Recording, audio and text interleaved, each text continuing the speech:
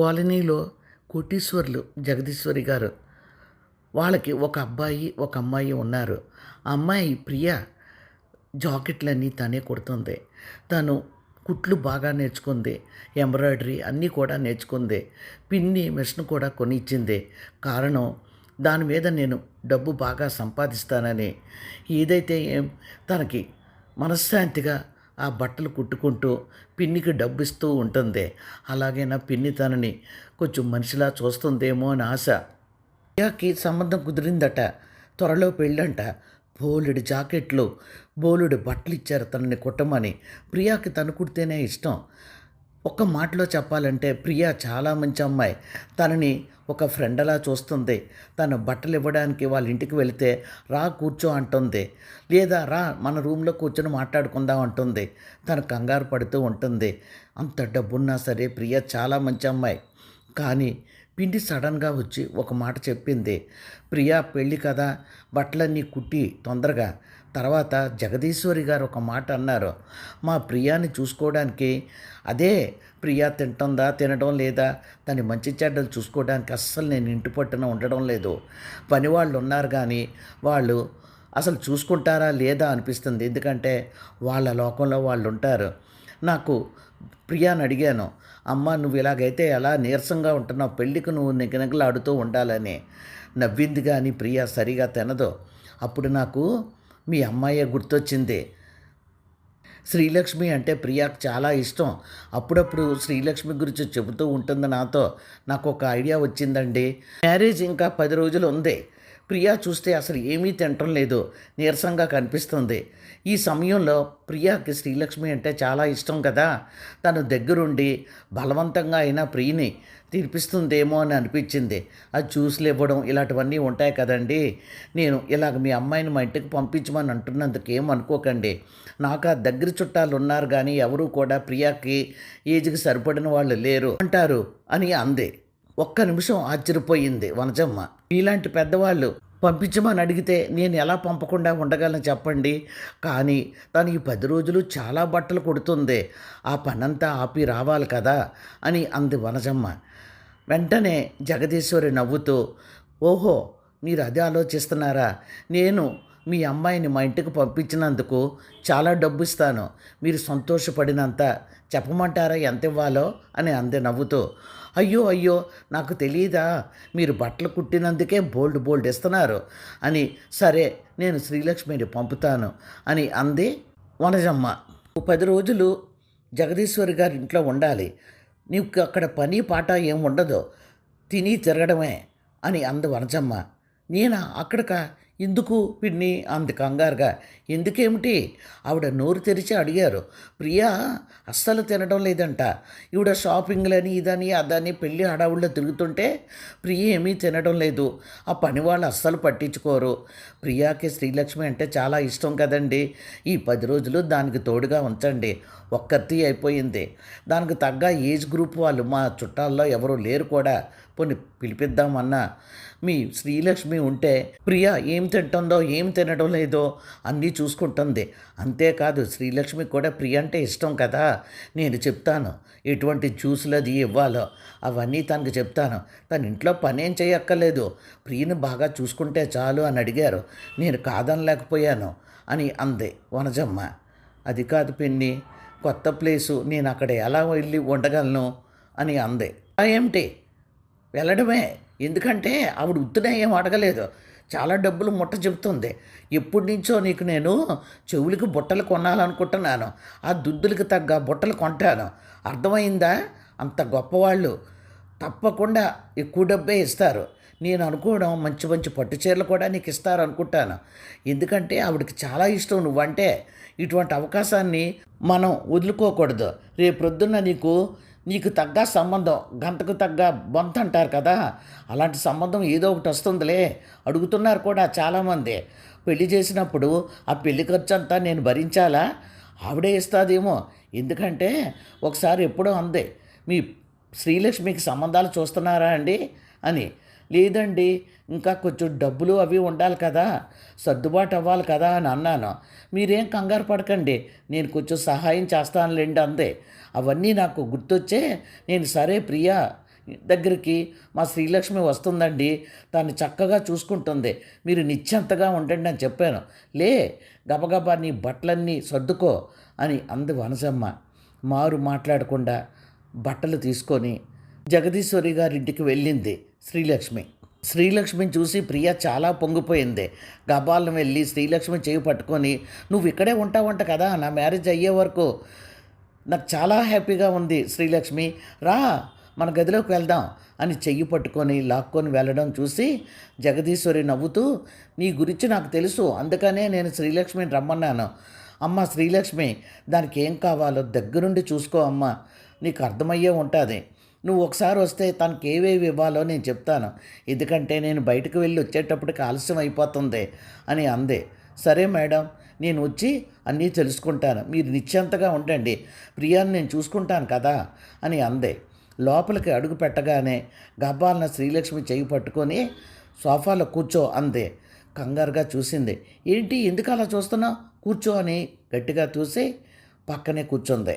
ప్రియా చెప్పే కబుర్లన్నీ నవ్వుతూ వినసాగింది శ్రీలక్ష్మి.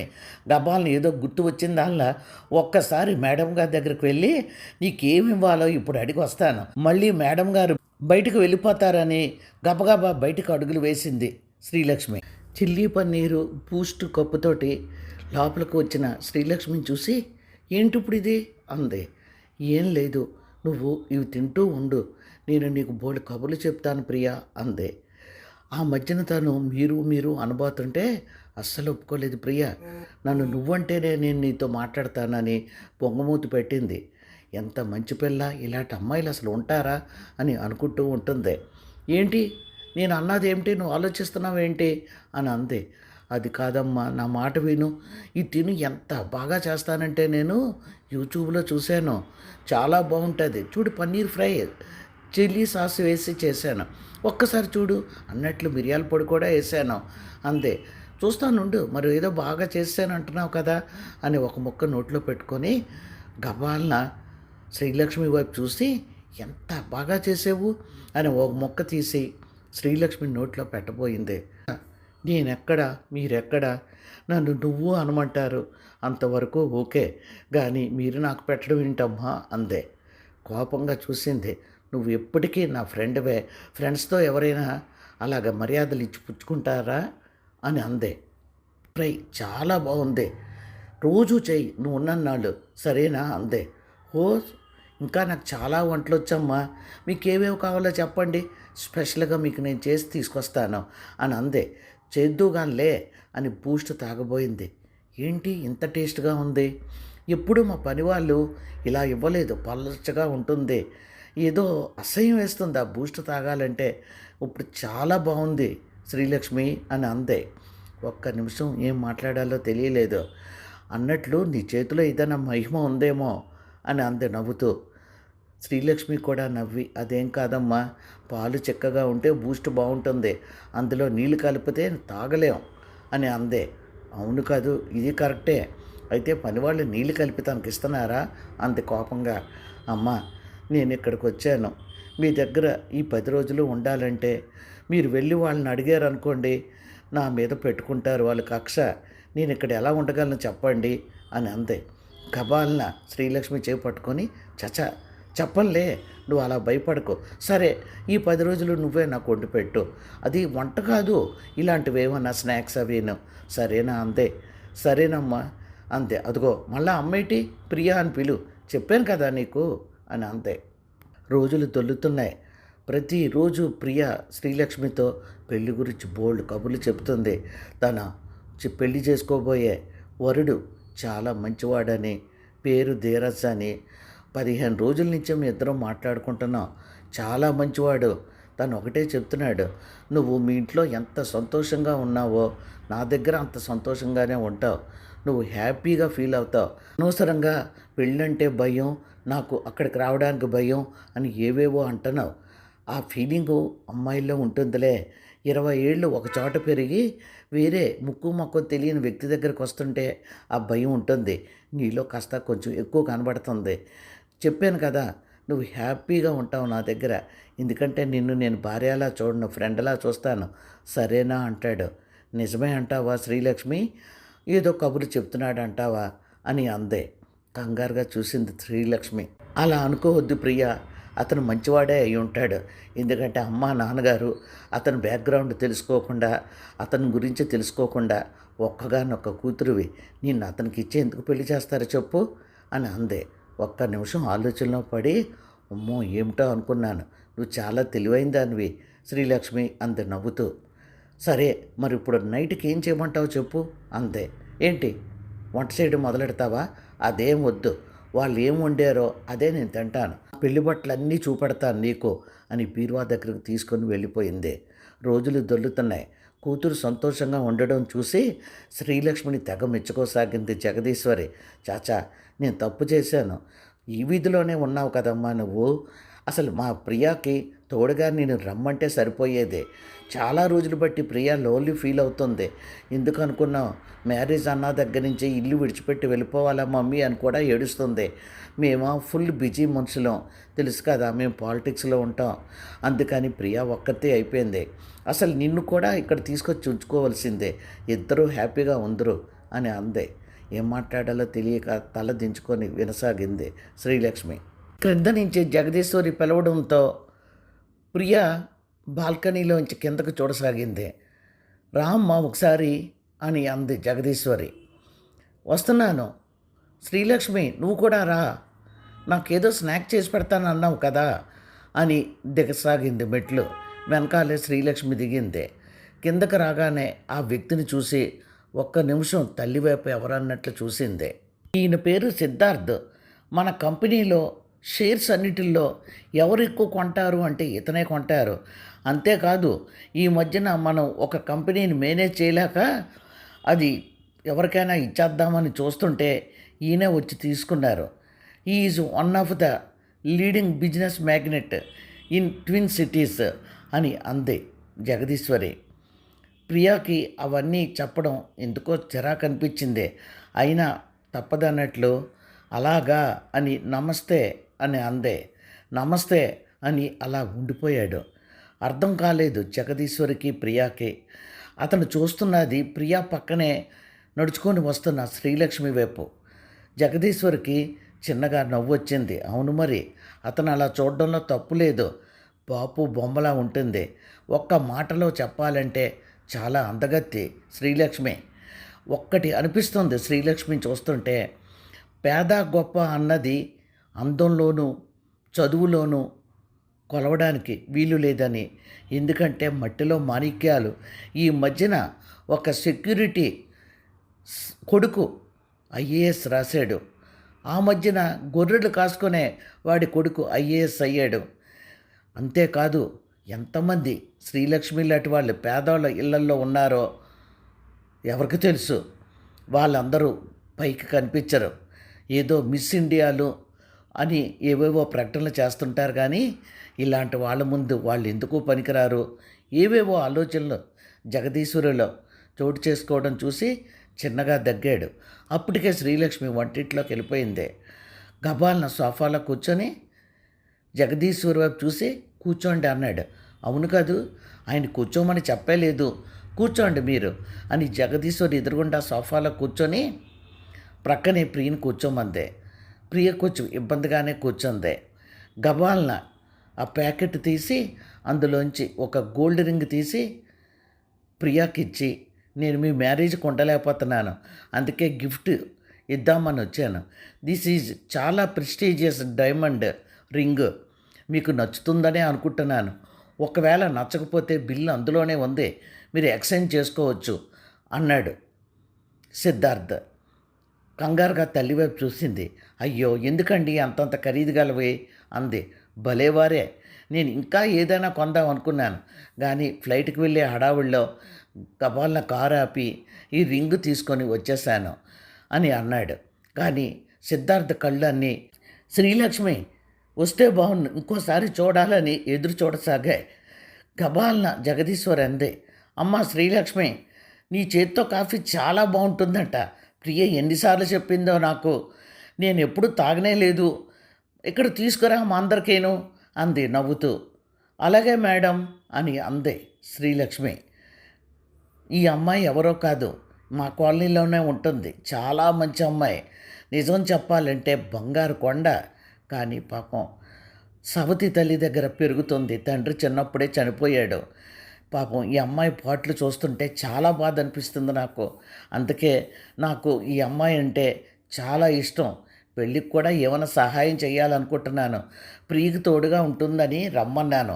ముందు రావడానికి భయపడింది. నేనే నచ్చజెప్పి తీసుకొచ్చాను. వాళ్ళ పిన్నికి మట్టుకు చాలా ఆశ. ఈ అమ్మాయిని ఇక్కడ 10 రోజులు ఉంచినందుకు చాలా డబ్బు అడుగుతుంది. నాకు తెలుసు.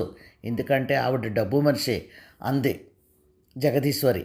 అప్పటికే ట్రేలో కాఫీలు పట్టుకొని వచ్చింది. ముందు సిద్ధార్థకి ఇయ్యమ్మా అంది జగదీశ్వరి. నెమ్మదిగా వెళ్ళి సిద్ధార్థకి ఇచ్చింది. కాఫీ కప్పు ఇస్తున్నప్పుడు సిద్ధార్థ్ కళ్ళల్లోకి చూశాడు. గబాల కళ్ళు దిచ్చేసింది శ్రీలక్ష్మి. తర్వాత జగదీశ్వరికి ప్రియాకే ఇచ్చింది. గబగబా ట్రే తీసుకొని లోపలికి వెళ్ళిపోయింది. కాఫీ తాగిన జగదీశ్వరి, వావ్, అందుక నువ్వు రోజు చాలా బాగుంటుంది మమ్మీ శ్రీలక్ష్మి కాఫీ పెడితే అని అంటున్నావు అని అంది. ఒక్క కాఫీయే కాదు మమ్మీ, అన్ని రకాల స్నాక్స్ అదరగొట్టేస్తుంది. యూట్యూబ్లో చూస్తుందంట. దానికి తను కొంచెం వెరైటీగా జోడించి కొన్ని రకాలు ఇంగ్రీడియంట్స్ చేస్తూ తెస్తుంది. నిజంగా నమ్ము లేదు, నేను ఇప్పుడు వరకు అలాంటి స్నాక్స్ తినలేదు. అందులోకి హెల్తీగా కూడా చేస్తుంది. పన్నీర్తో చేస్తుంది, ఎంత బాగుంటాయో అంది ప్రియ. సిద్ధార్థ్ నవ్వుతూ అన్నాడు, అయితే ఒకసారి ఆ అమ్మాయి చేతి భోజనం తినాలి అన్నాడు నవ్వుతూ. అయ్యో దానికేముందండి, నేను త్వరలోనే అరేంజ్ చేస్తాను, అప్పుడు మా ఇంటికి డిన్నర్కి వద్దురు కానీ అంది జగదీశ్వరి. అయ్యయ్యో ఉట్టినే సరదాగా అన్నాను, అదేం లేదు, సరే మరి నేను వెళ్తాను అని అన్నాడు. అదేంటి కూర్చోండి కొంచెం సేపు అంది. లేదు నేను ఫ్లైట్కి బొంబాయి వెళ్ళాలి, చాలా అర్జెంట్ పని అది అన్నాడు. సరే అని లేచి నిలబడింది జగదీశ్వరి ప్రియ. సిద్ధార్థ్ మట్టుకు ఒకటే చూడసాగాడు. శ్రీలక్ష్మి ఎక్కడైనా కనబడుతుందా అన్నట్లు. జగదీశ్వరి అతని చూపులు చూసి ఒక్క నిమిషం ఆశ్చర్యపోయిందే. అవును మరి చాలా అందంగా ఉంది కదా కుర్రోడు, అందుకే అలా చూస్తున్నాడని తన మనసును సరిపెట్టుకుంది. ప్రియా మ్యారేజ్ జరిగి అత్తారింటికి వెళ్ళిపోయింది. వెళ్తున్నప్పుడు శ్రీలక్ష్మిని పట్టుకొని ఏడ్చినంత పని చేసింది. అప్పుడప్పుడు నేను ఇక్కడికి వస్తాను, అప్పుడు నువ్వు ఇక్కడికి వస్తావు కదా అని అంది. అప్పటికే శ్రీలక్ష్మి కళ్ళల్లో నీళ్ళు నిండే. అయ్యో అమ్మ, నేను తప్పకుండా వస్తాను, ఇక్కడే కదా ఉంటాను, మీరు వస్తున్నారని ఫోన్ చెయ్యండి, నేను వచ్చేస్తాను అని అంది. అన్నట్లు నీ దగ్గర ఫోన్ లేదు కదూ మమ్మీ, పాపం శ్రీలక్ష్మికి ఫోన్ లేదు, ఒక ఫోన్ కొనిస్తావా, లేదంటే ఇది నాది ఇచ్చినా అందే కంగారుగా అంది ఆ జగదీశ్వరి. అదేంటి పిచ్చిదానా, నీకు ఫోన్లు వస్తుంటాయి కదా, నేను ఇప్పుడే తెప్పిస్తాను, డాడీ ఇంకా ఇంటికి రాలేదు కదా, ఫోన్ తెప్పించి శ్రీలక్ష్మికి ఇస్తాను సరేనా అంతే జగదీశ్వరి. శ్రీలక్ష్మి కంగారుగా అంది. అయ్యో నాకు ఎందుకమ్మా అంత ఖరీదు గల ఫోన్లు, నా దగ్గర చిన్న ఫోన్ ఉంది, అది సరిగా పనిచేయదు కానీ అప్పుడప్పుడు బాగు చేయిస్తుంటాను అందే. అయ్యో పిచ్చి పిల్ల, ఆ ఫోన్ పడే, నేను నీకు మంచి ఫోన్ ఇస్తాను సరేనా అందే. మర్నాడు ఎంతో అట్టహాసంగా ప్రియా పెళ్ళి అయిపోయింది. అత్తోరింటికి వెళ్ళిపోయింది. శ్రీలక్ష్మి ఇంటికి బయలుదేరింది. ఒక్క నిమిషం ఆగని ఒక చిన్న పెట్టి నిండా బట్టలు పెట్టి తీసుకొచ్చి, చూడు శ్రీలక్ష్మి, నేను నీకు ఇంచుమించు పెళ్ళికి సరిపడా పట్టు చీరలు ఇస్తున్నాను, మా అమ్మాయికి చాలా బట్టలు కొన్నాను, అవి కొన్ని నాకు వద్దన్నది, నేను కూడా తొందరపడి చాలా కొనేసాను, మిగిలిపోయాయి, నేను అనుకోవడం ఇవన్నీ నీకు పెళ్ళికి సరిపోతాయని అంది. కంగారుగా అంది. నాకు పెళ్ళేంటమ్మా అని. భలే దానివే, పెళ్లి చేసుకోవా ఏమిటి, అలా నిరుత్సాహంగా ఉండకు, నేను ఉన్నాను కదా అని అంది. కళ్ళలో నీళ్లు నిండాయి. గబాలను వెళ్ళి జగదీశ్వరి కాళ్ళకి నమస్కరించింది. నువ్వు నా కాళ్ళకి నమస్కరించడం కాదు అని గబాలన శ్రీలక్ష్మిని దగ్గరకు తీసుకుంది. ఇక శ్రీలక్ష్మి ఆపుకోలేకపోయింది. గబాలన జగదీశ్వరి గుండె మీద వాలిపోయి వెక్కి వెక్కి ఏడ్చింది. జగదీశ్వరి మనసు బాధతో నిండిపోయింది. ఆ ఇంట్లో ఎంత నరకం అనిపిస్తుందో. తండ్రి కూడా లేడు, చాలా డబ్బు మనిషి, చాలా ఎరా చేస్తుంటుంది పాపం ఈ పిల్లని. ఏదైనా మంచి సంబంధం చూడాలి అన్నట్లు వీళ్ళు మన కులమే కదా అని మనసులో అనుకుంది. డబ్బు పెట్టి ఇదిగో అమ్మ తీసుకో అని 20,000 ఇచ్చింది. కంగారుగా అంది. ఎందుకు మేడం ఇంత డబ్బు ఇస్తున్నారు అంది. అయ్యో ఇది చాలా తక్కువ అమ్మా, మీ అమ్మగారికి ఇచ్చేయి అంది. వద్దు మేడం, నేను ప్రియా అమ్మగారికి ఎంతో సంతోషంగా నేను చిన్న చిన్న పనులు చేసి పెట్టాను. నాకు తోబుట్టువులు లేరు, నాన్న వాళ్ళు ఎవరూ లేరు. ప్రియా అమ్మ నన్ను ఒక సొంత అక్కలా చూసుకుంది. దీనికి వెల కడతారా మేడం అందే. అయ్యో పిచ్చిదానా, నువ్వు వెల కట్టో, కానీ మీ పిన్నికి కావాలి. అసలు ఈ డబ్బులు కూడా సరిపోతాయి అంటాదో లేదో అని అందే.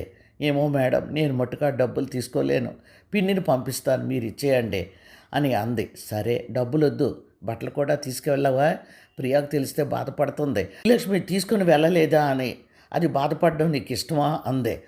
అమ్మో అలా అనకండి అమ్మా అని గబాల్న ఆ బట్టలు తీసుకొని మరోసారి నమస్కారం చేసి ఇంటికి వెళ్ళిపోయింది. జగదీశ్వరి ఇంటి దగ్గర నుంచి కారు వచ్చి ఆగింది. శ్రీలక్ష్మిని వనజమ్మని రమ్మంటున్నారు పెద్ద మేడం గారు అని చెప్పడంతో కంగారుగా ఒకరి ముఖాలు ఒకరు చూసుకున్నారు. కోపంగా అందే వనజమ్మ. కొంపతీసి అక్కడ ఏ వస్తువులు కానీ ఏవి కానీ నువ్వు తీయలేదు కదా, అది తెలిసి మనల్ని రమ్మంటున్నారేమో అందే. చచా, నేను అలాంటి పనులు చస్తే చెయ్యను అంది శ్రీలక్ష్మి. ఇద్దరూ వెళ్ళి కారులో కూర్చున్నారు. జగదీశ్వరి గారి ఇల్లు వచ్చింది. లోపలికి వెళ్ళగానే గుడ్ న్యూస్ అన్నారు ఆవిడ నవ్వుతూ. గుడ్ న్యూస్ ఏమిటి అని వనజమ్మ తనలో తాను అనుకుంది. అదేంటి గుడ్ న్యూస్ అంటున్నారు మేడం అని ఆశ్చర్యపోయింది శ్రీలక్ష్మి. ముందు మీరు అలా కూర్చోండి అందే. కొంచెం బెరుగ్గా చూసింది వనజమ్మ. అయ్యో కూర్చోండి మీరు అలాగా అందే. ఇద్దరు కూర్చున్నారు. ఈ శ్రీలక్ష్మికి కోటీశ్వరుల సంబంధం వచ్చింది అని అందే. ఒక్కసారి షాక్ అయిపోయారు ఇద్దరూనూ. ముందుగా వనజమ్మ తేరుకొని, ఏంటమ్మా అలా అంటారు, దీన్ని ఎవరు చేసుకుంటారమ్మా కోటీశ్వర్లు అని అందే. చూడు వనజమ్మ, అదే విధి విచిత్రం. మీ శ్రీలక్ష్మి చాలా మంచి పిల్ల, ఆ భగవంతుడే ఈ సంబంధం తీసుకొచ్చాడేమో అని అందే. ఏంటమ్మా మీరు చెప్తున్నది, మేము కట్న కానుకలు ఎక్కడిచ్చుకోగలమమ్మా, అసలు పెళ్ళే చేయగలమో లేదో అంది బెరుగ్గా వనజమ్మ. అయ్యో నేను చెప్పేది జాగ్రత్తగా వినండి అని సిద్ధార్థ గురించి చెప్పడం మొదలుపెట్టింది. కోటీశ్వరుడు, ఆ అబ్బాయికి చాలా బిజినెస్లు ఉన్నాయి, చాలా యాక్టివ్గా ఉంటాడు. ఎందుకంటే మా వారు అప్పుడప్పుడు చెప్తుంటారు, చాలా చురుకైన వాడు, ఎన్ని బిజినెస్లు ఉన్నాయనుకో, మన బిజినెస్ కాంపిటీషన్లో ఉన్నా సరే ఎక్స్ట్రా ఇచ్చి మరీ తను దక్కించుకున్నాడు, చాలా బాగా మేనేజ్ చేస్తున్నాడని చెబుతుంటే విన్నాను. కానీ అప్పుడు అసలు ఐడియా లేదు కదా సిద్ధార్థ గురించి. ఈ మధ్యనే తల్లి కూడా చనిపోయినట్లుంది, ఎందుకంటే మాటల్లో మా వారు చెప్పారు, ఇప్పుడు ఒంటరిగా ఉంటున్నాడు అని అంది జగదీశ్వరి. కంగారుగా శ్రీలక్ష్మి ఆలోచించసాగింది. సిద్ధార్థ్ అంటే మొన్న వచ్చిన అతనే కదూ, అదేంటి కోటీశ్వరుడు అతను తన పెళ్లి చేసుకోవడం ఏమిటి అని ఆలోచనలో పడిందే. మీరు ఆశ్చర్యపోతారని తెలుసు, ఆ అబ్బాయి మొన్న మా వారితో చెప్పాడట, నాకు కావలసినంత ఆస్తి ఉంది, కానీ పెళ్లి చూపులు పెళ్ళి ఇలాగంటూ నాకు చూడడం ఇష్టం లేదు. ఎప్పుడూ ఒకటి అనుకుంటూ ఉండేవాడిని, నా మనసుకు నచ్చిన అమ్మాయి ఎవరైనా సరే, పేద పెళ్ళైనా సరే, చదువు లేని అమ్మాయి అయినా సరే పెళ్లి చేసుకోవాలని. ఎందుకంటే నా మనసుకు నచ్చితేనే కదా నేను భార్యగా స్వీకరించగలను అని అన్నాడంట. చాలా విశాలమైన భావాలు గలవాడు అనుకుంటాను. ఒక్క చూపులో నిన్ను పెళ్లి చేసుకోవాలన్న నిర్ణయానికి వచ్చేసాడు. ఈ మాట మా వారు చెప్తుంటే నన్ను నేనే నమ్మలేకపోయాను. చాలా అదృష్టవంతరాలు శ్రీలక్ష్మి అని అందే. వనజమ్మ మాట్లాడదాం అనుకుంటుంది కానీ మాట్లాడలేకపోతుంది. కంగారుగా అందే. అదేంటమ్మా మా అమ్మాయిని పెళ్లి చేసుకోవడం ఏమిటమ్మా అందే. అది నీకు నాకు విచిత్రంగా ఉంటుంది. నేను చెప్పాను కదా కోటీశ్వరుడని, అతనికి కావాల్సింది అతనికి నచ్చిన అమ్మాయి. మీ అమ్మాయి బాగా నచ్చేసింది. మొన్నే నేను ఆశ్చర్యపోయాను, అలా చూస్తూ ఉండిపోయాడు. కొంతమంది నచ్చిన దాన్నే తమకి కావాలని ఆరాటపడతారు, ఆ కోవకు చెందుతాడు అనుకుంటాను ఈ అబ్బాయి అని అంద నవ్వుతూ. శ్రీలక్ష్మి అంతే. మేడం, అతనికి నేను నచ్చొచ్చు, కానీ నేను అంత గొప్పింటికి వెళ్ళి ఉండలేను మేడం, ఎందుకంటే నా పేద స్థితి నన్ను వెంటాడుతూనే ఉంటుంది. అంత గొప్పింటి సంబంధం నాకొద్దు మేడం, ఎందుకంటే రేపు ఎన్నో ప్రాబ్లమ్స్ రావచ్చు, నేను అతనికి తగను మేడం అని అంది. కంగారుగా చూసింది జగదీశ్వరి. ఇదే మరి శ్రీదేవి ఇంట్లో అడుగు పెడుతుంటే చేతులు అడ్డు పెట్టినట్లు. అసలు ఇలా ఎవరైనా ఆలోచిస్తారా? ఇక్కడ నువ్వు ఒక్కటి అనుకోవాలి, నీ గురించి నీకు తెలియకపోవచ్చు, నువ్వు చాలా బాగుంటావు శ్రీలక్ష్మి. నేను కూడా అనుకుంటే దాన్ని బంగారు కొండ, ఈ అమ్మ ఎంత అందంగా పుట్టించాడు దేవుడని. మగవాడు కదా, తల్లిదండ్రులు లేరు, ఒకవేళ వాళ్ళు ఉంటే అడ్డు పెట్టేవారేమో. ఇతను కోట్లుకి అధిపతి, తన మనసుకు నచ్చిన అమ్మాయి కావాలనుకుంటున్నాడు, నువ్వు నచ్చావు, అందుకే పెళ్లి చేసుకోవాలని అనుకుంటున్నాడు అని అందే. వనజమ్మ కోపంగా అంది కూతురు వైపు. నీకు అర్థం అవ్వదే, నీకెక్కడో సుడు ఉంది, లేకపోతే అంత కోటీశ్వరుడు నిన్ను పెళ్లి చేసుకుంటాను అని అనడం ఏమిటి? దేనికి నువ్వు భయపడుతున్నావు? అత్త లేదు, మామ లేదు, ఒక్కడే ఉంటున్నాడంట కదా. ఇంకా నచ్చి చేసుకున్నవాడు నిన్నేం పాటలు పెడతాడు చెప్పు? మహారాణిలా నిన్ను చూసుకుంటాడు అని అంది కోపంగా వనజమ్మ. కరెక్ట్గా చెప్పేవు వనజమ్మ, మహారాణిలా కాదు, నెత్తి మీద పెట్టి చూసుకుంటాడు. ఎందుకంటే శ్రీలక్ష్మి అతనికి బాగా నచ్చింది. అతను ఒకటే ఆలోచిస్తున్నాడు, తను పెళ్లి చూపులంటూ ఎన్నో సంబంధాలు చూడడం, అవి నచ్చడం నచ్చకపోవడం, తర్వాత ఇప్పుడు ఏవో డేటింగ్లు అవి వస్తున్నాయి కదా, అలాగ అమ్మాయిలను ఎత్తుక్కోవడం, ఇవన్నీ అతనికి ఇష్టం లేనట్లుంది. శ్రీలక్ష్మి బాగా నచ్చింది, అందుకే ఈ మాట చెప్పాడు. ఆలోచించుకోండి మరి అని జగదీశ్వరి అనగానే, ఇంకా ఆలోచించుకోవడం ఏమిటమ్మా, మేమంతా మా బ్రతుకులు ఎంత, దీనికి ఏనాడో అదృష్టం ఉంది. ఇంకొక మాట చెప్పనా, దీనికి ఒక సంబంధం వచ్చింది మొన్న, కారు డ్రైవర్ అంట, ఊబర్ అంట, తోలుతాడంట. వాడు తెగ అడుగుతున్నాడు, మీ అమ్మాయిని చేసుకుంటాను, నాకు ఎక్కువ కట్నం అక్కర్లేదు, కొంచెం ఇవ్వండి చాలు అని. ఇంకొక సంబంధం వచ్చిందమ్మా, వాడంట బ్రోకర్ అంట, ఇల్లులు అమ్మి పెడుతుంటాడంట. దీని ముఖానికి అలాంటి సంబంధాలు తప్ప ఇలాంటి కోటీశ్వర్లు వస్తారా? అమ్మ అంతా మీ చేతుల్లో పెడుతున్నాను, మరి ఇది వెళ్ళిపోతే నా దారి ఏటమ్మా? నాకు నా మొగుడు ఏమన్నా మిగిల్చేసాడా? ఉండడానికి ఆ కొంప, ఏదో చిన్న పెన్షన్ వస్తుంది. మరి నాకు రేపు జబ్బు గిబ్బు వచ్చినా, ఏదైనా డబ్బు అవసరం వచ్చినా చేతిలో డబ్బులు ఉండాలి కదా. ఇది ఉంటే ఆ కుట్లు కుట్టి బాగానే సంపాదిస్తుంది.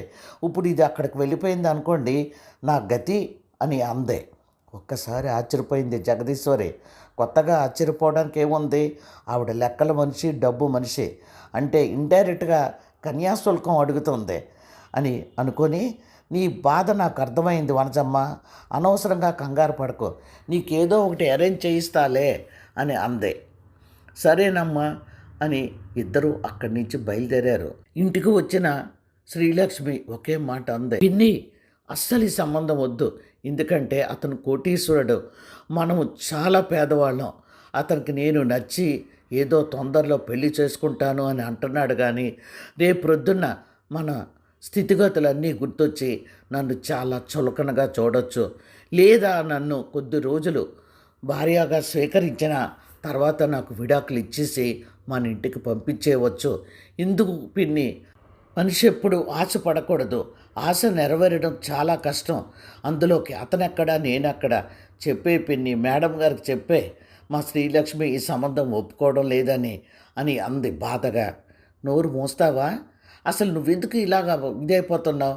నీకే హ్యాపీగా పెద్ద బంగ్లాలో కోట్లు అనిపిస్తూ దర్జాగా ఉంటావు, నేనే ఇక్కడ ఒక్కదాన్ని ఉండాలి. అంతేకాదు నా కాలుకి చెయ్యికి ఎవరవుతారు? నీకింకా ఈ పిన్ని రుణం తీర్చుకోవాలని అంటే అతన్ని మచ్చిక చేసుకొని, మా పిన్ని ఒక్కరితే ఎలా ఉంటుంది చెప్పండి, మన ఇంటికి తెచ్చుకుందామని అతను నీ మంచి మాటలతో ఒప్పించి నన్ను తీసుకొని వెళ్ళు. అంతకు మించి నేను నిన్నేమీ కోరడం లేదు. లేదు నువ్వు పెళ్ళొద్దన్నావో కాళ్ళు చేతులు విరిచి అతనికిచ్చి నేను పెళ్లి చేస్తాను. ఎందుకంటే ఇలాంటి కోటీశ్వరుని ఎవరైనా వదులుకుంటారా అన్నట్లు చెప్పడం మర్చాను. ఒకవేళ అతను నన్నెందుకు అని అన్నాడనుకో, కనీసం నా పేరున కొన్ని లక్షలు వేయమను, అవి బ్యాంకులో వేసుకొని ఆ వడ్డీ తింటూ ఏదో కృష్ణారామ అంటూ బ్రతికేస్తాను అని అందే. ఆశ్చర్యంగా వనజమ్మ వైపు చూసింది. చాచా ఏం మాటలవి పిన్ని, అతన్ని మనం డబ్బులు అడుక్కోవడమా అంది. ఏ, నువ్వేమన్నా గొప్పదానివా, లేకపోతే ఎక్కడి నుంచైనా ఊడిపడ్డావా? మన పేదోళ్ళమే కదా. అతను అంత మోజు పడుతున్నప్పుడు తల్లి కోసం ఆ మాత్రం డబ్బులు అడిగితే ఏమైపోతుంది? మీ నాన్న చచ్చాడు, ఏదో చిన్న పెన్షన్ వస్తుంది మీ నాన్న తరపున, ఈ దిక్కుమాలిన ఇల్లు ఉంది, నాకు ఎన్ని ఖర్చులుంటాయి, అయినా నిన్ను తల్లి లేని పిల్లవని చూడకుండా పెంచి ఇంత దాన్ని చేశాను కదా. నేను ఇంటికి వచ్చేటప్పటికి నీకు 6 ఏళ్ళో 7 ఏళ్ళో, అదంతా మర్చిపోయావా అంది కోపంగా. గబాల్న శ్రీలక్ష్మి కళ్ళల్లో ఆ రోజులన్నీ గుర్తొచ్చే. చంటి పిల్లనని లేకుండా అంట్లు తోమించేది, ఇల్లు తుడిపించేది, బట్టలు ఉతకలేను అని ఏడుస్తున్న చిన్న చిన్న బట్టలన్నీ అక్కడిచ్చి ఉతుకు అనేది, గుప్పుడు మెతుకులు పెట్టేది, నాన్నొచ్చాక వేరేగా ప్రవర్తించేది. రా శ్రీలక్ష్మి రా అమ్మ అనేది. ఏం చెప్పాలి నాన్నకి, ఏం చెప్పాలో కూడా తెలియదు ఆ వయసు. అలాగే ఏడుపుల మధ్యనే పెరిగి ఇంతదయ్యింది. తనని ఎలా చూసుకుందో తన మనసుకు తెలియదా? అసలు ఎలా అలా అబద్ధాలు ఆడుతుంది పిన్ని అని అనుకుంది మనసులో శ్రీలక్ష్మి. మరునాడు ప్రొద్దున్నే విమానం లాంటి కారు వచ్చి ఇంటి ముందు ఆగింది. కారులోంచి సిద్ధార్థ గబగబా దిగి ఇంట్లోకి రావడం చూసి షాక్ అయింది శ్రీలక్ష్మి. లోపలికి వచ్చేశాడు. ఎదురుగుండా అతన్ని చూస్తుంటే గుండె దడదడ కొట్టుకోవడం ప్రారంభించింది శ్రీలక్ష్మికి. అప్పుడే లోపల నుంచి బయటకు వస్తున్న వనజమ్మ సిద్ధార్థను చూసి కబాల్న 2 చేతులు జోడించి సంతోషంగా, బాబు మీరేంటి మా ఇంటికి వచ్చేశారు, కబురు పెడితే నేనే అక్కడికి వచ్చేదాన్ని కదా అని అందే. మరేం పర్వాలేదండి అన్నాడు. కాదు బాబు, మీలాంటి వాళ్ళు మా ఇంట్లో కూర్చోలేరు, అలాంటిది మీరు ఇక్కడికి రావడం అంది 2 చేతులు కట్టుకొని ఎంతో వినయంగా. అబ్బబ్బే అలాగెప్పుడు అనుకోకండి, నా దృష్టిలో మనుషులందరూ సమానమే అన్నాడు. గబాల్న అందే. కూర్చోండి బాబు అని కూర్చున్నాడు. కానీ అతను కూర్చునేటట్టు లేదు ఆ కుర్చీ. కంగారుగా అంది శ్రీలక్ష్మి. ప్లీజ్ అందులోంచి లేచి ఈ కుర్చీలో కూర్చోండి, ఇది కొంచెం కంఫర్ట్గా ఉంటుంది అని అందే. చిన్నగా నవ్వాడు. అమ్మో నోట్లోంచి మాటలు వచ్చాయే బయటికి అన్నాడు నవ్వుతూ. చప్పున కళ్ళెత్తి చూసిందే.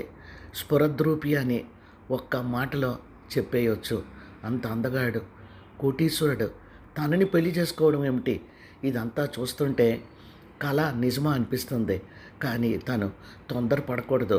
ఎందుకంటే తన పేదరికం ముందు ఇటువంటి అతను రావడం నమ్మశక్యంగా లేదు. ఏదో ఉంటుంది. అతను నన్ను కొన్నాళ్ళు భార్యగా స్వీకరించి తర్వాత బయటకు తోసేస్తాడు. ఇప్పుడు అలాగే జరుగుతుంది కదా. అప్పుడు తను వేరే మ్యారేజ్ చేసుకుంటాడు.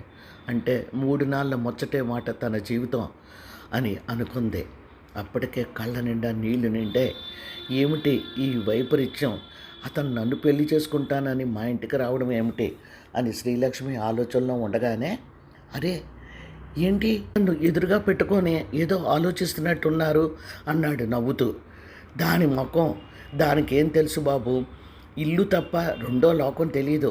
కనీసం ఏడాదిలో ఒక్క సినిమాకు కూడా వెళ్ళదు. ఒక్క మాటలో చెప్పాలంటే నా కూతురు బంగారు కొండబాబులలో ఈ కాలంలో వేసుకుంటున్నారు కదా రకరకాల మోడల్స్ జాకెట్లు, అవన్నీ కుట్టి పడేస్తుంది. నేనే డబ్బున్న దాన్ని అయితే ఒక షాపు పెట్టించేదాన్ని, చాలా డబ్బులు సంపాదించేది నా కూతురు. కానీ అంత అదృష్టం మాకు లేదు. ఆయన దీని చిన్నప్పుడే, అంటే ఇంచుమించు 12 ఏళ్ళు దాటుతూ ఉండగానే ఆయన చనిపోయారు. అప్పటి నుంచి నా రెక్కల కష్టంతో దీన్ని పెంచుకొని వస్తున్నాను. ఈ విషయాలన్నీ జగదీశ్వరి గారికి తెలుసు. ఒక్క మాటలో చెప్పాలంటే నా కూతురంటే ఆవిడకి చాలా ఇష్టం. మొన్న ప్రియా పెళ్ళప్పుడు 10 రోజులు వాళ్ళ ఇంట్లో ఉంచుకోవడానికి నాకు బోలెడంత డబ్బు ఇచ్చారు అని ఇలా ఏవేవో చెప్పడం చూసి చాలా బాధ అనిపించింది శ్రీలక్ష్మికి. పిన్ని అని కంగారుగా ఒక్క నిమిషం అని వంటింట్లోకి వెళ్ళింది. కాఫీ కప్పుతో వచ్చి సిద్ధార్థకి ఇచ్చింది. థ్యాంక్ యూ, మీ కాఫీ చాలా బాగుంది. త్వరలోనే మీ చేతి కాఫీ నేను తాగుతాను అనుకుంటాను అన్నాడు. కంగారుగా చూసింది. అదేనండి, మీ అమ్మాయిని నేను పెళ్లి చేసుకోవాలనుకుంటున్నాను అన్నాడు. చెప్పానుగా బాబు, అది వెళ్ళిపోతే నేను ఎలా బ్రతకాలి అని అందే. గబాల్న జేబులోంచి చెక్కు తీసి, జగదీశ్వరి గారు అంతా నాకు చెప్పారు, ఇదిగోండి 20 లక్షలు రాశాను, మీరు ఫిక్స్డ్ చేసుకొని దాని మీద వడ్డీ తినండి. అంతేకాదు నేను మీకు ఎప్పుడు కావాలంటే అప్పుడు సహాయం చేస్తూ ఉంటాను, దీనితో అయిపోలేదు అన్నాడు.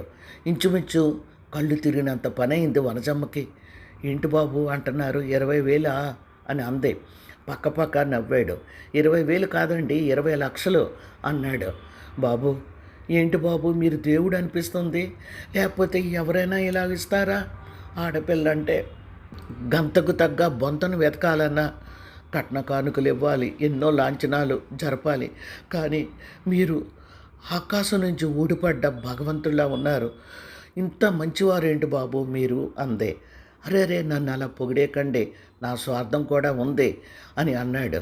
చప్పున కళ్ళెత్తి చూసింది సిద్ధార్థ వైపు. అంటే నాకు శ్రీలక్ష్మి ఎంతో నచ్చేసింది. ఒక్క మాటలో చెప్పాలంటే సినిమా డైలాగ్ కానీ కథల డైలాగ్స్లో కానీ చెప్పాలంటే తొలి వలపులోనే నా మనసును ఆకర్షించేసింది. నా మనసులో స్థానం సంపాదించుకుంది. నేను ఒంటరి వాడిని. ఈ మధ్యనే అమ్మ కూడా చనిపోయింది. కోట్ల ఆస్తి ఉంది. ఏం చెయ్యాలి నేను చెప్పండి?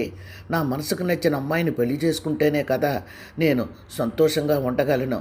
ఆ అభిప్రాయంతోనే నేను జగదీశ్వరి ఆంటీని అడిగాను. ఒక్క మాటే చెప్పారు, నువ్వు చాలా మంచి నిర్ణయం తీసుకున్నావు బాబు. ఎందుకంటే శ్రీలక్ష్మి చాలా మంచి పిల్ల. నేను ఎప్పటి నుంచో చిన్నతనం నుంచి చూస్తున్నాను. ఎంత బుద్ధిమంతురాలంటే మాటల్లో చెప్పలేను. నీ జీవితం చాలా బాగుంటుంది అని అందావిడ. ఆవిడ అలా అనడంతో నేను ఇక ఆగలేకపోయాను. అందుకే నేను మీ ఇంటికి వచ్చేసాను. మరి శ్రీలక్ష్మి ఏమంటుందో నేను అడిగి తెలుసుకోవచ్చా? ఒక్క 5 నిమిషాలు నేను మాట్లాడొచ్చా అన్నాడు. అయ్యో, దాన్ని అడగడం ఏమిటి బాబు? అది పిచ్చి పిల్ల, దానికి ఏమీ తెలియదు. ఇంత సంపాదిస్తుందా? ఆ డబ్బుల్లోంచి ఒక్క పైసా కూడా తీసుకోదు. పిన్ని ఇదిగో అని నాకే ఇచ్చేస్తుంది. అది సత్యకాలం మనిషి. అందం అంటే ఉంది కానీ తెలివితేటలు లేవు అని అందే. అలా కాదండి, ఒక్క 5 నిమిషాలు నేను మాట్లాడతాను అన్నాడు. అయ్యో, ఎంత మాట అని శ్రీలక్ష్మి, బాబుతో మాట్లాడు, జాగ్రత్తగా మాట్లాడు, అతను చాలా గొప్పవాడు, కొంచెం నీకు మాట్లాడడం తీరు సరిగా తెలియదు, సరేనా అని లోపలికి వెళ్ళిపోయింది. దగ్గరగా వచ్చాడు సిద్ధార్థ. కొంచెం భయంతో వనకసాగింది శ్రీలక్ష్మి. ఏంటి అలా భయపడిపోతున్నారు అని అన్నాడు. కంగారుగా చూసిందే. మరింత దగ్గరగా జరిగి, నిజం చెప్పండి, నేను మీకు నచ్చలేదా అన్నాడు నవ్వుతూ. ఏం మాట్లాడాలో తెలియలేదు. 2 చేతులు దగ్గరగా పెట్టుకొని ఉనుకు వస్తుంటే ఆపుకొని, అది కాదు అని అనబోయింది. అంటే నేను నచ్చేశానన్నమాట, నిజం చెప్పండి అని చప్పున 2 చేతులు పట్టుకొని ముద్దు పెట్టేశాడు. షాక్ అయింది శ్రీలక్ష్మి. కంగారుగా దూరం జరిగింది. అమ్మో, మీరు ఎక్కడో ఉన్నారు. మీ పిన్ని చెప్పినట్లు నేను మీకు కాబోయే భర్తనని తెలుసు కూడా అలా దూరం జరిగిపోతారేమిటి అన్నాడు. అది కాదండి, నేను చాలా పేదరాల్ని. ఒక్క మాటలో చెప్పమంటారా? నన్ను చాలామంది శ్రీలక్ష్మి చాలా మంచి పిల్ల అని జాలి పడుతుంటారు. అంటే నా స్థితి ఎలా ఉందో ఒక్కసారి ఆలోచించండి. అటువంటిది మీరు కోటీశ్వరుడు. మీరు తలచుకుంటే నాకన్నా అందమైన వాళ్ళు దొరుకుతారు. మరి నన్ను పెళ్లి చేసుకోవాలని మీరు ఎందుకు అనుకుంటున్నట్లు అని అందే. గబాల్న కంగారుగా చూశాడు సిద్ధార్థ. ఏం చెప్పాలో ఒక్క నిమిషం అర్థం కాలేదు. వాళ్ళ పిన్ని చాలా తెలివి తక్కువ పిల్ల అని అందగాని చాలా తెలివైనదే అనిపిస్తుంది. ఒక్క నిమిషం ఆలోచించి, ఇందాక చెప్పాను కదా నేను కోటీశ్వరుణ్ణి, ఎన్నో రకాల బిజినెస్లు ఉన్నాయి, మనశ్శాంతి లేదు అన్నాడు. కంగారుగా చూసింది శ్రీలక్ష్మి. అమ్మ మొన్నటిదాకా పెళ్లి చేసుకో బాబు, పెళ్లి చేసుకో బాబు, ఎందుకు ఆలస్యం చేస్తున్నావు అని అంటూనే ఉంది. కానీ నా మనసుకు నచ్చిన అమ్మాయి ఎవరూ దొరకలేదు. అంటే మీరు అనుకోవచ్చు, అందమైన అమ్మాయిలే దొరకలేదా అని. కనబడ్డారు, కానీ ఎందుకో నా మనసుని ఆకర్షించలేదు. అది ఏమి విచిత్రమో తెలియదు. మిమ్మల్ని చూసిన మరుక్షణమే నా మనసు లయ తప్పింది. మీరే నా అర్ధాంగి అని అనిపించింది. అంతే, ఇంటికి వెళ్ళాను కానీ మీరే గుర్తు రాసాగారు. అమ్మ చివరి రోజుల్లో కూడా నీ పెళ్ళి చూడకుండానే వెళ్ళిపోతున్నాను అని ఒక్క మాట అంది. అమ్మ చనిపోయి 1 ఏడాది అవుతుంది. అమ్మ మనశ్శాంతి కోసం అయినా ఇంకా లేట్ చేయకుండా నా మనసుకు నచ్చిన అమ్మాయిని చేసుకుందాం అనుకున్నాను. కానీ విధి విచిత్రం, నాకెవరూ నచ్చలేదు. చూసారా, marriages are made in heaven అంటారు. అంటే మీకు నాకు బంధం ఎప్పుడో బ్రహ్మదేవుడు రాసేశాడు. ఇంకెవరైనా ఎలా నచ్చుతారు చెప్పండి అన్నాడు. సిద్ధార్థ మాటలు వింటుంటే ఒక ప్రక్క మనసు సంతోషంతో నిండిపోతుంది. అవును కదూ, బ్రహ్మముడి అంటారు. అతనికి నాకు ఆ దేవుడు రాసిపెట్టాడేమో, లేకపోతే ఏమిటిది? తన తండ్రి చివరి రోజులు గుర్తొచ్చాయి. అమ్మ, నిన్ను ఒంటరిదాన్ని అనాథని చేసి వెళ్ళిపోతున్నాను. మీ పిన్ని సంగతి నాకు తెలుసు. నేను ఇలా జబ్బుల పాలు కావడానికి కారణం మీ పిన్నే. ఎందుకంటే నిన్ను రాజీ రంపాన పెట్టడం చూసి నేను తట్టుకోలేకపోతున్నాను. అందుకే నా ఆరోగ్యం దెబ్బతింది. కానీ ఒక్కటి నమ్ముతున్నానమ్మా, భగవంతుడు అనేవాడు ఉంటే నిన్ను ఓ మంచి మనిషి తప్పకుండా వచ్చి పెళ్లి చేసుకుంటాడు. నీ జీవితం 3 పువ్వులు 6 కాయలు అవుతుందన్న ఆశ ఉంది. ఎందుకంటే నువ్వు బంగారు బొమ్మవే కాదు, నీ మనసు చాలా మంచిది అని అనడం గుర్తొచ్చింది. కళ్ళ నిండా నీళ్లు తిరిగాయి. కంగారుగా అన్నాడు సిద్ధార్థ. ఏంటి చెప్పండి, నేను నచ్చలేదా అన్నాడు. కాదండి, నాన్నగారి మాటలు గుర్తొచ్చాయి. నిజం మీరు చెప్పింది. లేకపోతే నాలాంటి పేదదాన్ని మీలాంటి కోటీశ్వరుడితో ఆ దేవుడు ముడిపెట్టడం ఏమిటి?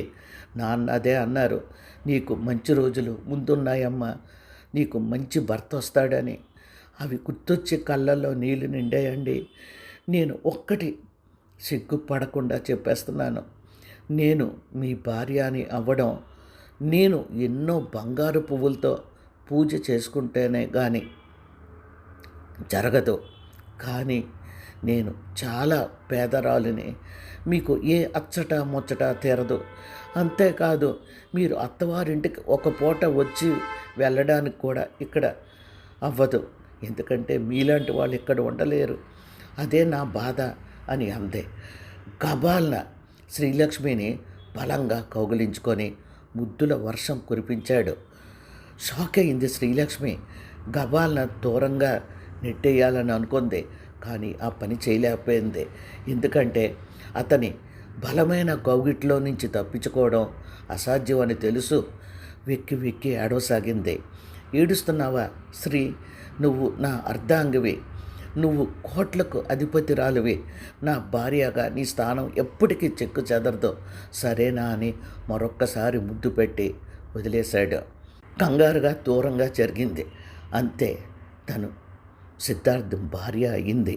సిద్ధార్థ్ ఇంట్లో అడుగుపెట్టిన శ్రీలక్ష్మికి మతిపోయినంత పని అయింది. అది ఇల్లా కాదు, భూతల స్వర్గంలా ఉంది. పని మనిషి చిట్టమ్మ హారతి తెచ్చి ఇద్దరికి తీసి బయటకు తీసుకువెళ్ళి పడేసింది. 2-3 పనివాళ్ళు చేతులు కట్టుకొని నిలబడ్డారు.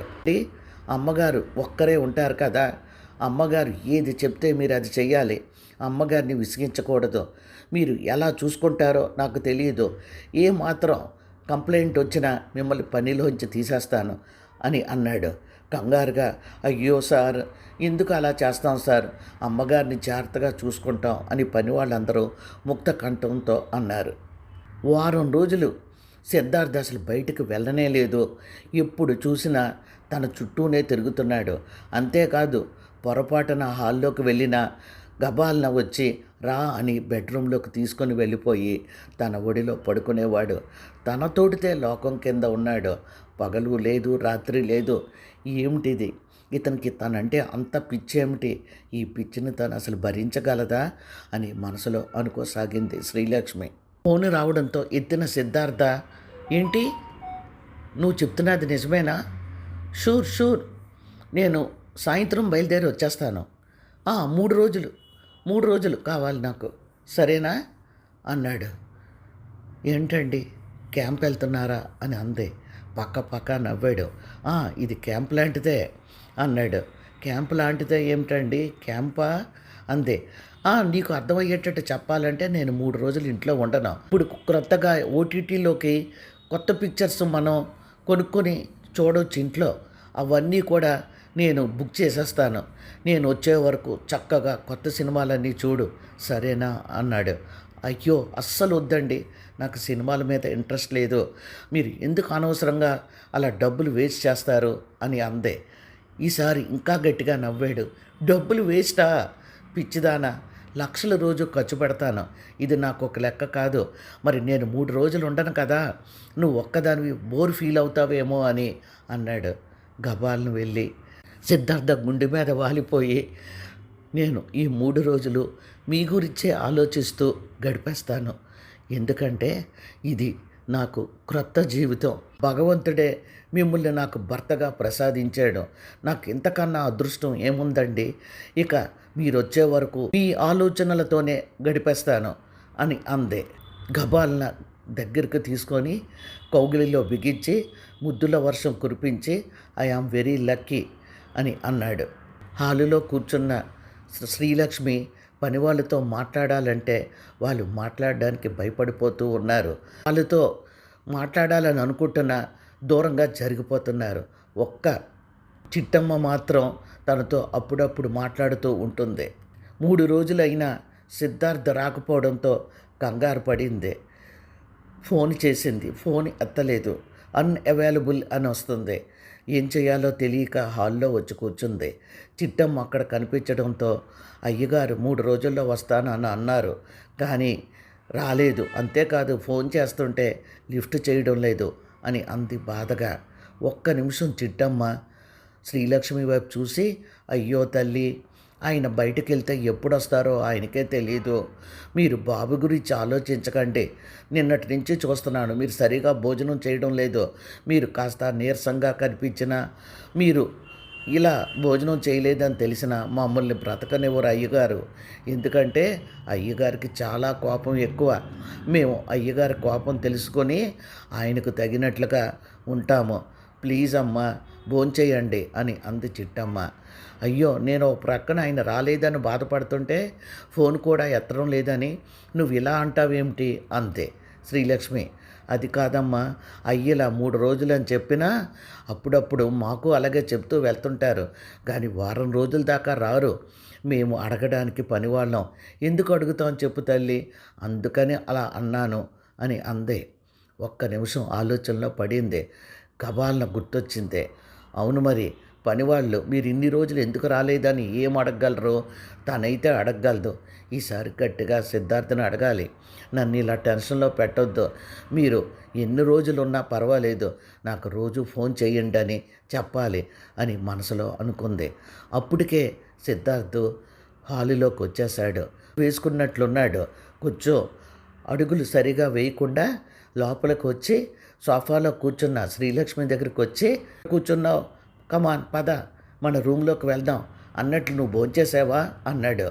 నేను భోంచేశానులేండి, మీరు తిన్నారా అని అందే. నా గురించి నువ్వు అసలు పట్టించుకోకు, సరే రా అని కబాల్ను చెయ్యి పట్టుకొని అడుగులు వేయసాగాడు. తూలుతున్న సిద్ధార్థ వైపు చూసి బెడ్రూమ్లోకి వెళ్ళి నాకు అందే, ఏమండి మీకు మందు తాగడం అలవాటు ఉందా అని అందే. పక్క పక్క నవ్వసాగాడు. ఏంటండి అలా నవ్వుతున్నారు అని అందే. నువ్వు నిజంగా మీ పిన్ అన్నట్లు అమాయకురాలివే. మందు తాగని మనిషి అంటూ ఈ లోకంలో ఉన్నాడా? అది వదిలే, నాకు కోట్లలో బిజినెస్ టర్న్ ఓవర్ అవుతూ ఉంది. ఎన్నో పెద్ద పెద్ద పార్టీస్ అవుతుంటాయి, పెద్ద పెద్ద డెలిగేట్స్ ఎక్కడెక్కడి నుంచో వస్తుంటారు. వాళ్ళకి ఖచ్చితంగా నేను మందు పార్టీ ఇవ్వవలసిందే. ఒక మందు పార్టీయే కాదు, అన్ని రకాల పార్టీలు ఉంటాయి. అవన్నీ నీకు తెలియదు కదా అన్నాడు. ఒక్క నిమిషం కంగారు పడింది. అలాగా, అవును మీరు చెప్పింది కరెక్టే. ఇంత పెద్ద బిజినెస్ చేస్తున్నప్పుడు ఆ పార్టీలు లేకుండా ఎలా ఉంటాయి? నేను అప్పుడెప్పుడో ఒక సినిమాలోని టీవీ సీరియల్లో కూడా చూశాను. ఈ బిజినెస్ చేసే వాళ్ళకి ఈ మందు పార్టీలు అది ఇవ్వడం సాధారణం అని. సరే కానీ నాకు ఒక్క మాట ఇవ్వరు అని అందే. ఏమిటి చెప్పు అన్నాడు. అదే, మీరు మోతాదుకు మించి మందు తాగొద్దు. మందు తాగితే లివర్ పాడైపోతుందంటండి. యూట్యూబ్లో ఒక డాక్టర్ గారు చెప్తుంటే చూశాను అందే. గబాల్న శ్రీలక్ష్మిని గట్టిగా కౌగులించుకొని ముద్దుల వర్షం కురిపించి, నువ్వు నాకు దేవుడిచ్చిన అర్ధాంగివి. నీలా ఒక్కరంటే ఒక్కరు ఇప్పటి వరకు మందు తాగొద్దు అని చెప్పిన వాళ్ళు లేరు. కావాలంటే ఇంకా ఇంకా పోస్తారు అని కళ్ళల్లో ఆ ముందు రోజు జరిగింది గుర్తు తెచ్చుకున్నాడు. అలా మందు పోస్తూనే ఉంది. రోజీ, ఎంత వద్దన్నా నీకు మందు తాగితేనే కిక్కెక్కుతుంది అని అనడం గుర్తొచ్చింది. సరే నన్ను వదలండి, మీరు స్నానం చేద్దరు కానీ హీటర్ వేస్తాను అని అందే. లేదు లేదు, ఒక్కసారి అని అన్నాడు. ఏంటి ఇప్పుడా అని అంది. మరి అని మంచం మీదకు తోశాడు. ఏం మాట్లాడాలో తెలియలేదు శ్రీలక్ష్మికి. ఒక్కటి మాత్రం నిజం, అతనికి తనంటే పిచ్చి. ఎప్పుడు కావాలంటే అప్పుడు తను కావాలి. ఇది అదృష్టమో దురదృష్టమో అయితే మాత్రం తనకు తెలియడం లేదు. తనకి అలాంటి ఆలోచనే లేదు ఇప్పుడు. కానీ లొంగక తప్పదు, ఎందుకంటే అతను తన భర్త అని మనసులో అనుకుంది. రోజులు దొల్లుతున్నాయి. నెలలో 15 రోజులు సిద్ధార్థ ఇంట్లో ఉండడం కష్టమైపోతుంది. అంతేకాదు మందు బాగా తాగేస్తున్నాడు. ఎంత చెప్పినా నువ్వేం కంగారు పడకు, ఇది చాలా కాస్ట్లీది, దీనివలన ఏమీ జరగదు నా ఆరోగ్యానికి. నీకు తెలుసా, ఇటువంటివి కొనాలంటే చాలా డబ్బు ఉండాలి. నేను తప్ప నా ఫ్రెండ్స్ సొసైటీలో ఎవ్వరూ కొనరు. నేను ఆరోగ్యం గురించి, అందులోకి నువ్వు వచ్చాక మరీ నా ఆరోగ్యం గురించి ఆలోచిస్తున్నాను. కాస్ట్లీ మందే వాడతాను, సరేనా అని ముద్దుల వర్షం కురిపించాడు. నవ్వాలో ఏడవాలో తెలియడం లేదు. ఒక ప్రక్క తనంటే ప్రాణంలా ఉంటున్నాడు, మరో ప్రక్క ఏం చెయ్యాలో తెలియడం లేదు. కళ్ళల్లో నీళ్లు నిండాయి. వారం అయినా సిద్ధార్థ రాకపోవడంతో మంచం పట్టేసింది శ్రీలక్ష్మి. ఫోన్ కూడా లేదు. ఈసారి గట్టిగా చెప్పాలి. తను ఎన్ని రోజులు ఉన్నా పర్వాలేదు, కానీ కనీసం రోజుకు ఒకసారి తనకి ఫోన్ చేయాలి, బాగానే ఉన్నానని అని సగటు ఆడదానిలాగా ఆలోచించి ఆ విషయం సిద్ధార్థతో చెప్పింది. ఈసారి మరీ గట్టిగా కౌగిలించుకున్నాడు. నిజంగా పెర్ఫెక్ట్గా నీలాంటి అర్ధాంగి దొరకడం నాకు చాలా సంతోషంగా ఉంది. ఏదో ఇంకొక లేడీ అయితే ఇన్ని రోజులు క్యాంపా అని వేపుకు తినేది, కానీ నువ్వు ఎప్పుడు చూసినా నా ఆరోగ్యం గురించే ఆలోచిస్తున్నావు. సరే మరి నేను పడుకుంటాను, నిద్ర వచ్చేస్తుంది. ఈ వారం రోజుల నుంచి అసలు నిద్ర లేదు అనుకో అన్నాడు. కానీ అతని మనసులో లిల్లీ గుర్తొస్తూనే ఉంది. ఎంత అందంగా ఉంది, కానీ బజారు మనిషి. తను వారం రోజులు బుక్ చేసుకున్నాడు, సర్వసుఖాలు అనుభవించాడు. కానీ ఎప్పుడు చూసినా డబ్బులు డబ్బులు అని అడుగుతూనే ఉంది. ఎందుకో సడన్గా చిరాకేసిందే. ఈ ఫిగర్ను మార్చేయాలనుకున్నాడు. అందుకని ఇంకా 2 రోజులు ఉంటున్నా సరే ఇక్కడికి వచ్చేసాడు. లిల్లీని మించిన అందం శ్రీలక్ష్మిది, ఇక్కడ ఎంజాయ్ చేసేయాలి, తర్వాత సంగతి చూసుకోవచ్చు అనుకున్నాడు ఆ దుర్మార్గుడు. శ్రీలక్ష్మి చెప్పిన మాట విని షాక్ అయ్యాడు సిద్ధార్థం. ఏంటి తను ఇంకా ఏదో కోరుతుంది అనుకున్నాడు. ఏమీ కాదు పాపం, రోజుకు ఒకసారి ఫోన్ చేస్తే చాలందే, అంతే కదా. సరే ఏముంది, రోజుకోసారి ఫోన్ చేస్తాడు. తను ఎన్ని రోజులైనా పైన ఎంజాయ్ చేయొచ్చు, బుద్ధి పుట్టినప్పుడు ఇంటికి రావచ్చు అని మనసులో అనుకున్నాడు. అంతేకాదు అతని మనసులో ఒక మాట కాదు, అందరూ అనుకుంటున్న మాటలు గుర్తొచ్చాయి. ఎన్నాళ్ళండి బాబు లైఫ్ ఎంజాయ్ చేస్తారు, మేము బ్యాచిలర్స్గా ఉన్నప్పుడు ఎంజాయ్ చేసాం, కానీ మీ అంత కాదు. తర్వాత మ్యారేజ్ చేసుకుని సెటిల్ అయిపోయాం. ఎప్పటికైనా మనకి ఇంట్లో ఒక అర్ధాంగి ఉండాలి, అప్పుడే మన జీవితం చాలా బాగుంటుంది అని శ్రేయోభిలాషులు, ముఖ్యంగా తన ఫ్రెండ్స్ చెప్పారు. అది నిజమే అనిపించే శ్రీలక్ష్మిని పెళ్లి చేసుకున్నాడు. ఎందుకంటే ఇలాంటి పేదింటి అమ్మాయిని పెళ్లి చేసుకుంటే కుక్కిన పేనులా పడి ఉంటుందని తనకు తెలుసు.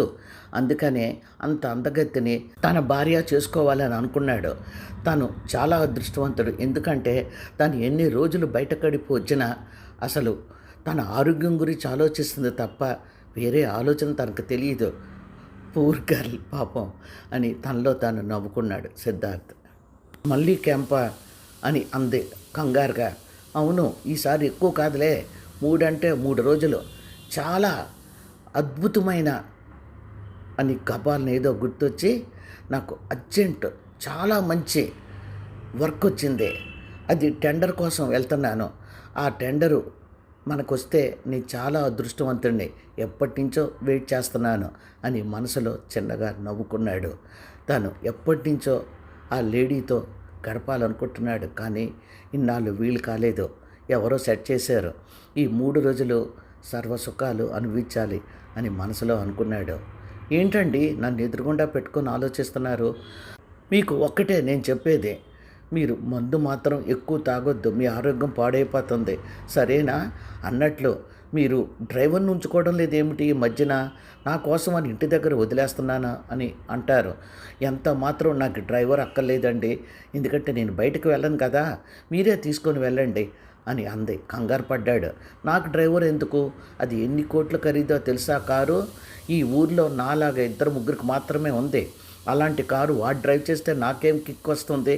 నేనే డ్రైవ్ చేస్తాను అని అన్నాడు. సరే, మీరు మందు వేసుకున్నప్పుడు జాగ్రత్తగా చూసుకొని రోడ్డు మీద రండి. ఈ ఊర్లో బోల్డ్ యాక్సిడెంట్స్ అవుతుంటాయి అని గబాల్న దగ్గరకు వెళ్ళి సిద్ధార్థ్ గుండె మీద వాలిపోయింది. గబాల్ను గట్టిగా పట్టుకున్నాడు. ఆ నిమిషంలో బయటికి వెళ్ళాలనిపించలేదు. తను ఎన్నాళ్ళు బట్టో ఎదురు చూస్తున్న గుర్తొచ్చింది. గబాల్న శ్రీలక్ష్మిని వదిలేసి మరి నాకు టైం అయ్యింది అని వెళ్ళిపోయాడు. వెళ్తున్నప్పుడు మళ్ళీ హెచ్చరించింది. ఏమండి, నాకు ఒక్కసారి ఫోన్ చేస్తారు కదూ అని అంది. షూర్ షూర్ చేస్తాను. ఎప్పుడు ఆ డెలిగేట్స్ మీటింగ్లో వాటిల్లో పడి ఫోన్ ఆఫ్ చేసి ఉంచుతాను. ఈసారి ఆఫ్ చేయనులే అన్నాడు. థ్యాంక్స్ అండి అంది సంతోషంగా. గుమ్మం వరకు వెళ్ళి సాగనంపింది. ఎందుకో తెలియదు, తను చాలా అదృష్టవంతురాలని మురిసిపోయింది శ్రీలక్ష్మి. 2 రోజులు అవుతున్న సిద్ధార్థ దగ్గర నుంచి ఫోన్ రాకపోవడంతో గబాల్న గుర్తొచ్చి ఫోన్ చేసింది తనే. ఏమైంది? అంతగా మీటింగ్స్లో ఉంటే ఫోన్ ఎత్తరు. తన నెంబర్ చూసైనా మళ్ళీ చేస్తారు కదా అని ఫోను చేయసాగింది. ఫోన్ ఎత్తడం, అటు నుంచి ఎవరో లేడీ మాట్లాడడం విని కంగారుగా శ్రీలక్ష్మి, సిద్ధార్థ గారు ఉన్నారా అండి అని అందే. ఉన్నారు. ఎందుకు అని అందే. ఎందుకంటే అని అనేంతలో ఆయన ఇంకొక రోజు ఇక్కడే ఉంటారు. ఎందుకంటే 3 రోజులకి ఆల్రెడీ బుక్ అయిపోయాను. మీరేంటి మధ్యలో? మీకు కావాలంటే తర్వాత డేట్ తీసుకోండి అని అందే. ఒక్క నిమిషం షాక్ అయిపోయింది. ఏం మాట్లాడాలో తెలియక గబాల్న ఫోన్ పెట్టేసింది. కాళ్ళు చేతులు వణకడం మొదలుపెట్టింది. ఏంటి, మీటింగ్లో ఉంటాను అన్నాడు, 3 రోజులకి బుక్ అయిపోవడం ఏంటి? తర్వాత కావాలంటే బుక్ చేసుకోమండం ఏమిటి? ఆలోచనలతో పిచ్చి తగ్గింది శ్రీలక్ష్మి. బాత్రూంలో నుంచి వచ్చిన సిద్ధార్థ రోజీ చెప్పింది విని షాక్ అయ్యాడు. నీకు అసలు బుద్ధి ఉందా? అలా మాట్లాడతావా? తాను ఎవరనుకున్నావు? నేను మ్యారేజ్ చేసుకున్న భార్య, తెలిస్తే బాధపడుతుంది కదా అని అన్నాడు. కోపంగా చూసింది. ఏంటి ఎగురుతున్నావు? నువ్వేమీ కట్టుకున్న మొగుడివి కాదు. 3 రోజులకు బుక్ చేసుకున్నావు, వచ్చాను అంతే. నా మీద ఎగురుతున్నావేటి అని కోపంగా అంది. ఒక్క నిమిషం ఏం మాట్లాడాలో తెలియక ఊరుకున్నాడు సిద్ధార్థ. ఇంటికి వచ్చాడే కానీ శ్రీలక్ష్మి ఏం పేచీ పెడుతుందో ఏమంటుందో అని కంగారు పడుతూనే ఉన్నాడు. కానీ మనిషి కాస్త నీరసంగా అనిపించింది. ఈ 3 రోజులకే ముఖం నీరసం అయిపోయింది. కొంపతీసి మొత్తం అర్థమైపోయిందా శ్రీలక్ష్మికి? ఒకవేళ అర్థం అయ్యిందే అనుకో, ఎక్కడికి వెళ్తుంది? ఆ ముష్టి ఇంటికి వెళ్తుందా? ఆ పిన్ని దగ్గర పాటలు పడుతూ బట్టలు కుట్టుకుంటుందా? ఈ సర్వ సుఖాలు వదిలిపెట్టి వెళ్ళిపోతుందా? దాని జీవితంలో ఇలాంటి బంగళాలో అడుగు పెట్టగలదా?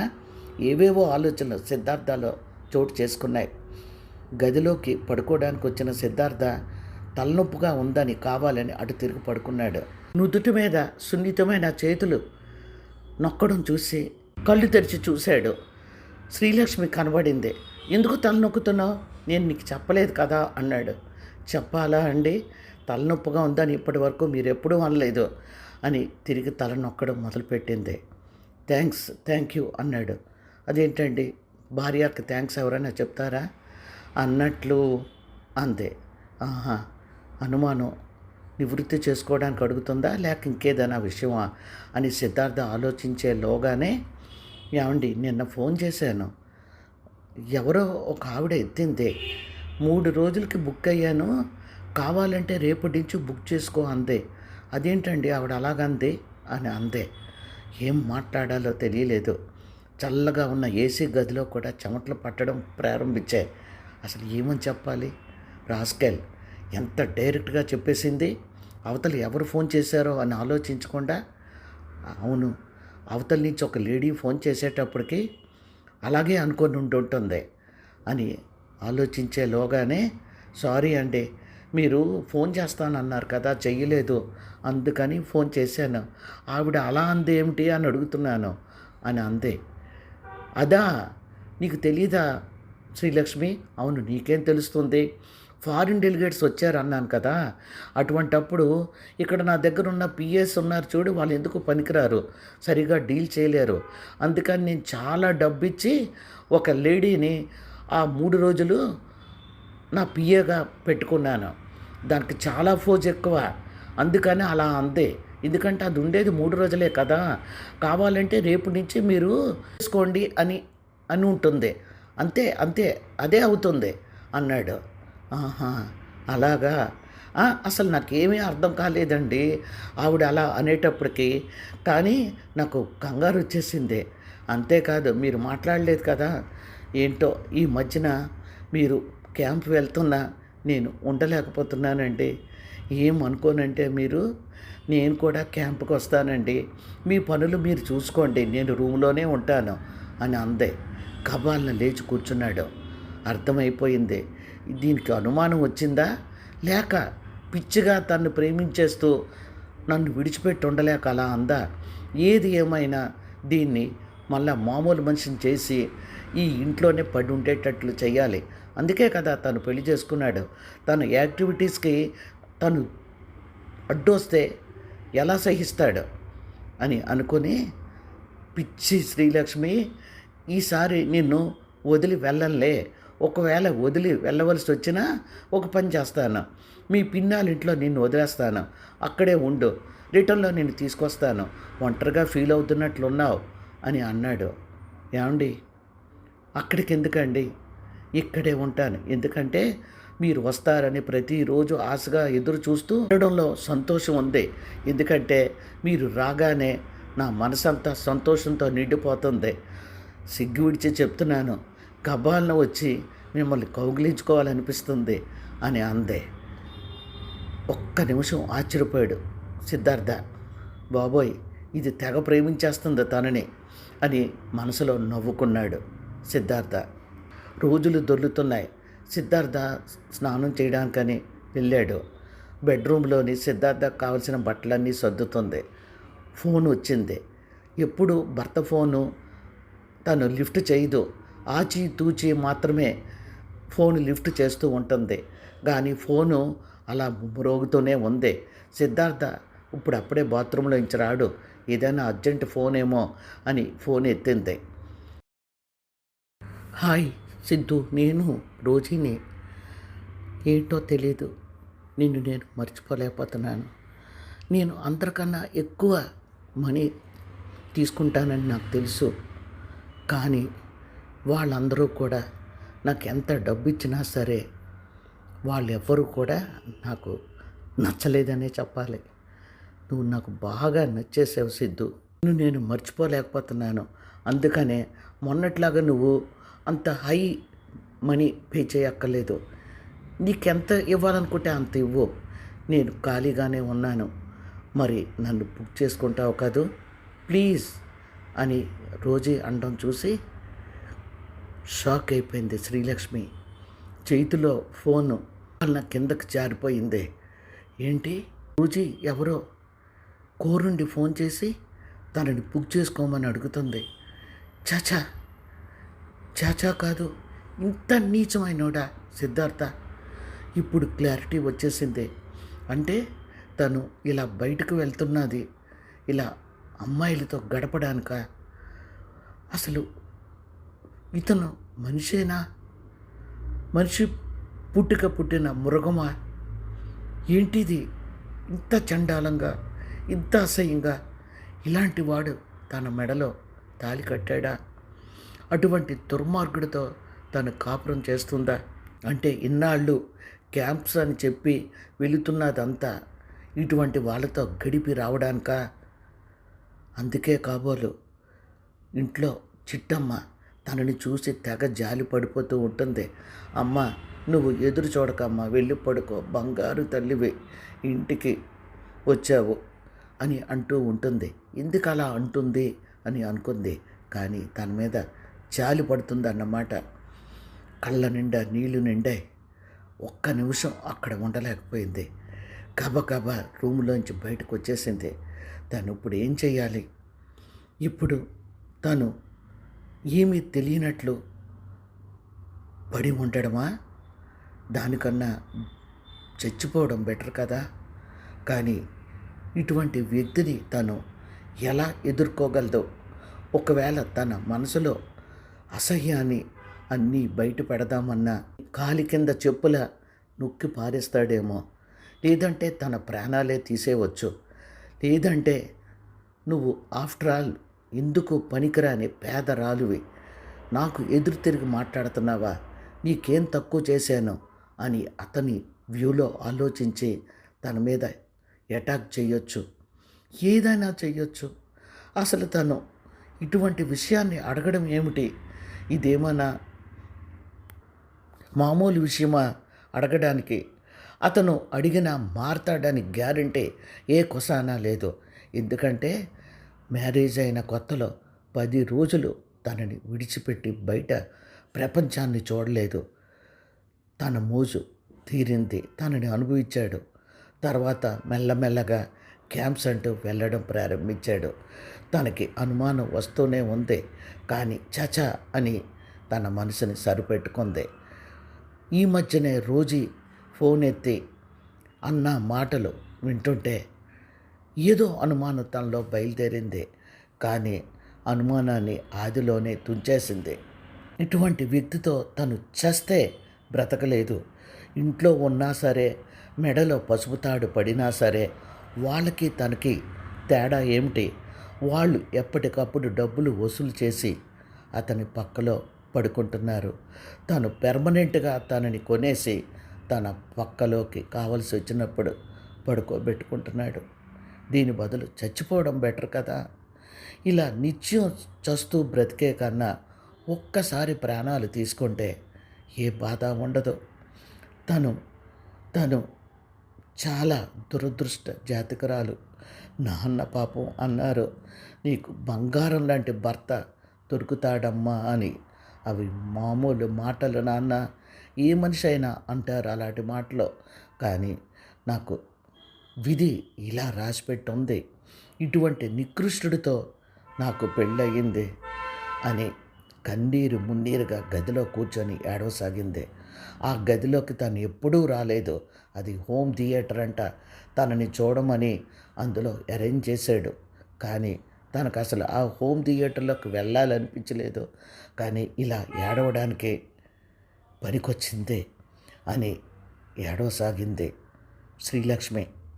ఇల్లంతా కలియ తిరుగుతూ ఎక్కడ శ్రీలక్ష్మి అని ఇంట్లో పని వాళ్ళని గట్టిగా కేకలు వేయసాగాడు.